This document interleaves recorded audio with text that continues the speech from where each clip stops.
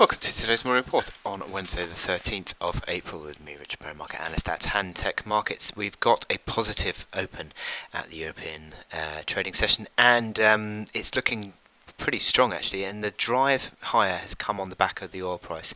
Oil price has made some strong gains in the last.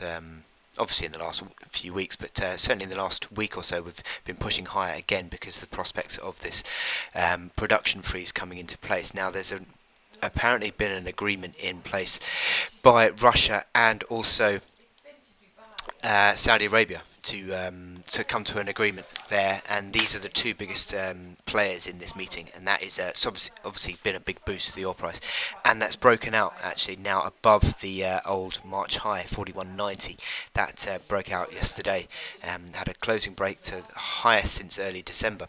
So the market obviously was positive on the back of that. That helped to drive gains on Wall Street overnight. And again, what we have seen is also the Chinese trade data. Now I'll show you what we've got here. Chinese trade data overnight coming in much better than expected on the exports, 11.5% higher, and also on the imports as well, better than expected. 7.6% down compared to 10.2% down had been the expectation. So these numbers were positive. It's taken with a slight pinch of salt because there's an element of seasonality here that could play out, and because obviously we had the Lunar New Year.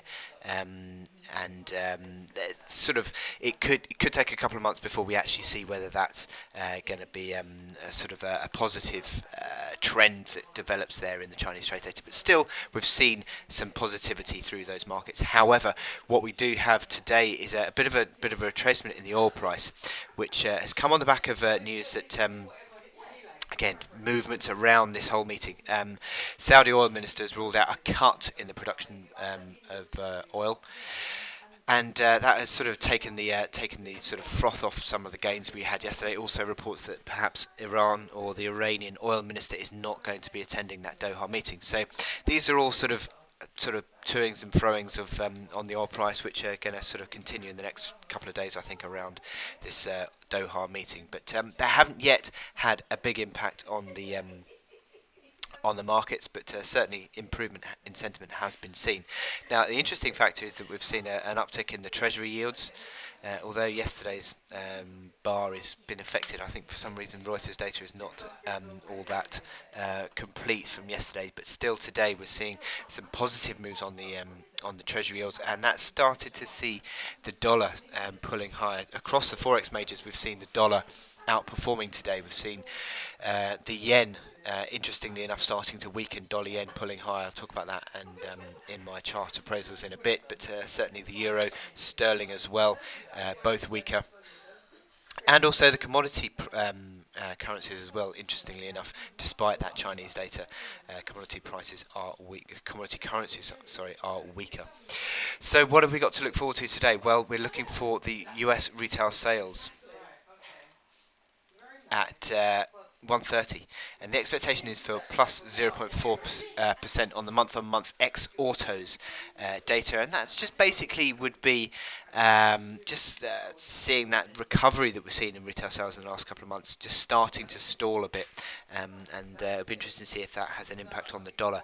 And then this afternoon we've got the oil inventories report. Last night we had the API crude oil inventory showing a larger than expected build, so sort of the risk, I suppose, would be that is shown through the EIA oil report as well. And the expectation is for 2.6. Sorry, I'm showing the chart here. 2.6 million barrels is the expectation of an oil build. But as I said, in the wake of that API report, maybe that there's a bit of upside surprise. So maybe that is again one of the reasons why oil price is lower today. But there's tends to be a lot of volatility around those numbers on a weekly basis. So my chart today is dollar ruble today, and I thought I'd have a look at this one because it's had a big technical breakdown. We've seen the chart of the dollar ruble, which has been retracing this huge run higher that it saw in the last quarter of last year and into January, and it's been retracing that ever since as the dollar has weakened and the sort of the FOMC sort of expectations of sort of Fed hikes have been receded, and that has now broken below the 76.4% fib retracement of that rally from October to January, and that was a basis of support that had been coming in.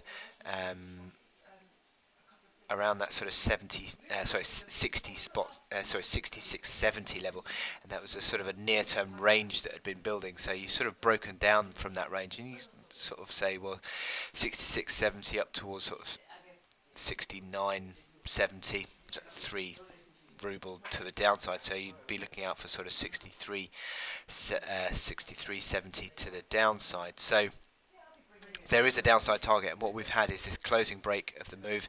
We've got the momentum indicators, which are all negative. I think that also now trading clear of that 76.4% fib level does mean that it's perfectly possible that we could see a full retracement back to 60.70, which was that the start of the rally. And the outlook doesn't look all that positive, does it? So you're looking at the hourly chart, and you'd say, well, rallies in the last few days have been seen as a chance to sell. Anything that unwinds the RSI back towards sort of, on the hourly RSI back towards sort of 50 to the 60 area is a chance to sell. We've had that move overnight actually, hitting a high of 66.12 before falling away, and you've got some consistent lower highs here in the past few days. You've got a pivot line at 67.40 area. Yesterday's high 66.90 odd.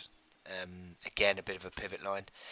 So we've had that rally high and coming in at 66.12, 66.13, and falling away again. So that looks like it's had that chance to unwind. And it looks like it's going to retest the lows at some stage soon, and likely to pull lower back towards the initial support around that 64 area, 64.30, before pulling towards that 63.70 mark. So dollar ruble is a chart that we can be looking at for the downside once again, having had that downside break, and it looks like it's going to have a full retracement back towards 60.